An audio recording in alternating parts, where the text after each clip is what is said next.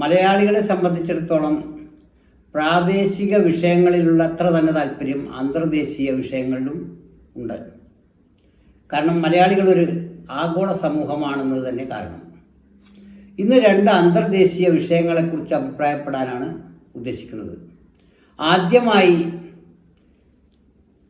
ബഹിരാകാശത്തേക്ക് പോയി 8 ദിവസത്തെ ടെസ്റ്റ് ഫ്ലൈറ്റിന് വേണ്ടി ബഹിരാകാശത്തേക്ക് പോയി 9 മാസത്തോളം അവിടെ കുടുങ്ങിയ, അതിനുശേഷം ഇന്ന് വിജയകരമായി തിരിച്ചെത്തിയ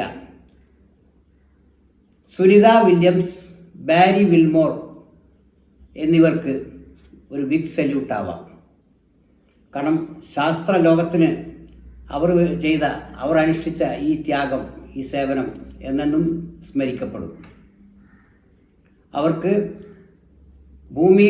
ഭൂമിയുടെ ക്ലൈമറ്റുമായി പൊരുത്തപ്പെട്ടു പോകാൻ പ്രയാസങ്ങൾ ഉണ്ടാവുമെങ്കിലും അതെല്ലാം ഗുണമായി തീരട്ടെ എന്ന് നമുക്ക് ആശംസിക്കാം.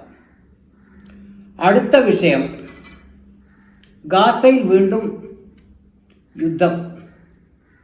അതാണ് നമ്മുടെ വിഷയം.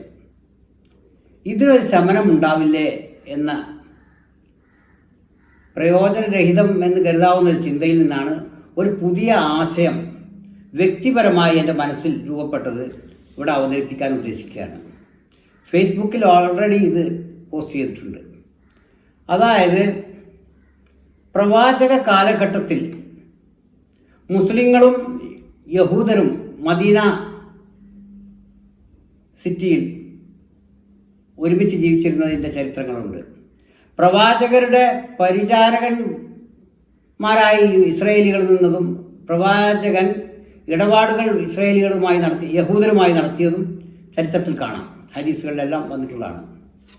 മാത്രമല്ല, ഇസ്ലാമിൻ്റെ ഇൻക്ലൂസീവ്നെസ് അനുസരിച്ച് ഒരു മതവിശ്വാസത്തിൻ്റെയോ ഒരു ഗോത്ര ഭേദത്തിൻ്റെയോ പേരിൽ ആരും അവഗണിക്കപ്പെട്ടുകൂടാ എന്നുള്ളതാണ് ഇസ്ലാമിൻ്റെ കാഴ്ചപ്പാട്.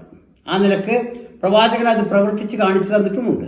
കാരണം യൂത നസാറാക്കൾ വ്യാപകമായി മദീന സിറ്റിയിൽ അദ്ദേഹത്തിൻ്റെ കാലത്ത് ജീവിച്ചു പോന്നു, അവരവരുടെ വ്യാപാരങ്ങളിൽ മുഴുകിക്കൊണ്ട്.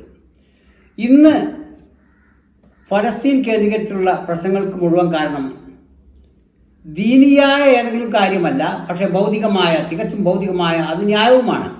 ആ കാരണത്താലാണ് അവിടെ നടക്കുന്ന സംഘർഷങ്ങൾ മുഴുവനും. അപ്പോൾ ഇസ്രായേലികൾ, അതായത് യഹൂദരും മുസ്ലിങ്ങളും ഇപ്പോൾ തന്നെ ഇസ്രായേലിൻ്റെ അധികാര പരിധിയിലുള്ള പ്രദേശങ്ങളിൽ ഒന്നിച്ച് ജീവിക്കുന്നുണ്ടെന്നാണ് കേൾക്കുന്നത്. അതിനു പുറമെ അമേരിക്കയിലെ പ്രധാന ഒരു മതവിഭാഗമാണ് യഹൂദർ എന്ന് കാണാം. ലോകത്തിൽ ഇസ്രായേലിന് പുറത്ത് ഏറ്റവും അധികം യഹൂദർ അധിവസിക്കുന്നത് ഇറാനിലാണെന്നും കേട്ടിട്ടുണ്ട്. ഇറാൻ ഒരു മുസ്ലിം രാജ്യമാണെന്നാണ് അറിയപ്പെടുന്നത്. അപ്പോൾ ഇറാനിലും US-ലും യൂറോപ്പിലും മറ്റു മധ്യ പൗരസ്ത്യ ദേശത്തെയും മറ്റ് ദേശങ്ങളിലെയും പല രാജ്യങ്ങളിലും യഹൂദ മുസ്ലിം കൂട്ടുകെട്ടുണ്ടെങ്കിൽ എന്തുകൊണ്ട് അധിനിവിഷ്ട ഇസ്രായേലിൽ മുസ്ലിങ്ങൾക്കും യഹൂദർക്കും കൂട്ടായി ഒരു ഭരണ സംവിധാനം ഉണ്ടാക്കി അതിൽ കൂട്ടായി ജീവിച്ചുകൂടാ? എല്ലാ പ്രശ്നങ്ങൾക്കും അത് പരിഹാരമാവില്ലേ?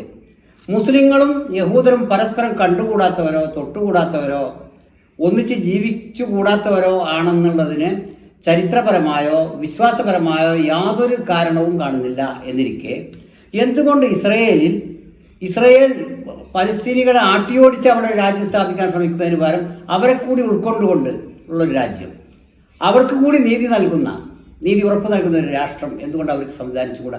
അതിൽ പലസ്തീനികളെ കൂടി പങ്കാളിയാക്കിക്കൊണ്ട് പരസ്പരം പങ്കെടുത്തുകൊണ്ടുള്ള ഒരു കൂട്ടായ ഭരണകൂടം എന്തുകൊണ്ട് ഉണ്ടാക്കിക്കൂടാ?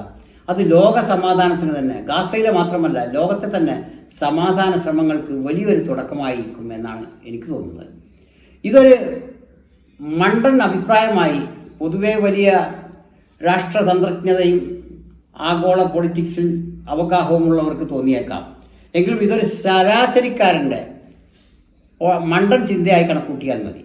അതായത് ജനങ്ങൾ മതത്തിൻ്റെയും വിശ്വാസത്തിൻ്റെയും ജാതിയുടെയും വംശത്തിൻ്റെയും ഗോത്രത്തിൻ്റെയും വർണ്ണത്തിൻ്റെയും പേരിൽ ഭിന്നിക്കുന്നതിനേക്കാൾ ശ്രേഷ്ഠം അവർ ഒന്നിക്കാനുള്ള കാരണങ്ങളെ കണ്ടെത്തി ഒന്നിക്കുന്നതായിരിക്കും ലോക സമാധാനത്തിന് ഗുണകരം എന്ന അഭിപ്രായത്തിൻ്റെ പശ്ചാത്തലത്തിൽ കൂടിയാണ് ഇത് പറയുന്നത്.